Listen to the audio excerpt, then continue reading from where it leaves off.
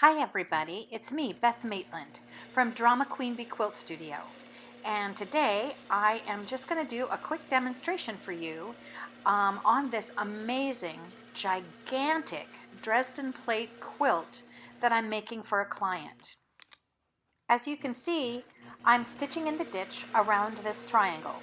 I have worked down this whole 120-inch long quilt, and we are at the very bottom row before I finish the borders and the sashing, and I can take it off the quilting frame and actually I've been hired to also trim it, square it, and bind it. So what I'm doing is filling all of this negative space in cream behind the Dresden plates and in the triangles because the Dresdens are set on point with this a very micro stippling, micro quilting kind of freeform filler. And so I'm letting you watch for a few minutes at this angle to sort of see the flow of my quilting, and then we're going to zoom in, and then I'm also going to pan across the lower part of the quilt so that you can see up close what these designs end up looking like.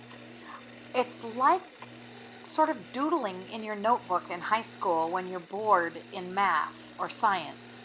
And you just start with a little paisley or a couple of pebbles and circles with echoes, and you just start branching out from there. And you are basically doodling with a giant long arm sewing machine, or for those of you that quilt on your home machines, your domestic machine. And then I add on a little swirl, and then I feather it, and then I add on some echoed paisleys, and then I fill in with some more pebbles. So as you can see, I just sort of move myself logically across the space, filling in as I go so that I don't end up having to cut thread and go back and fill in that little section that I missed. I try to use traveling and echoing to do my best to fill in the whole space all at one time. Let's zoom in a little closer and see what we have here. Here's a different angle underneath my elbow to take a look a little closer at how I move the machine across the space. I've done a couple things. You saw me stitch in the ditch to stabilize the quilt, to make my space keep from slipping, and to make sure that my sashing stays straight.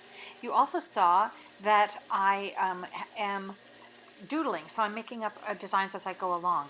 Unfortunately, the light from the sewing machine is interfering a little bit with the shadow so that you can't see exactly the designs that are coming out. You'll see those in just a few minutes when we scan across the bottom of the quilt. But the particular challenges are to make sure that the density of the designs are pretty similar. You don't want puffy areas and densely quilted stipple areas. You basically want the lines to be a pretty similar distance apart in all of the designs. You might also see on my control panel, on the little area facing my body with the buttons, that I am using a stitch regulator on this setting, as well as APQS's Stitch Glide, which is kind of halfway between regulator and start and stop for the long armor.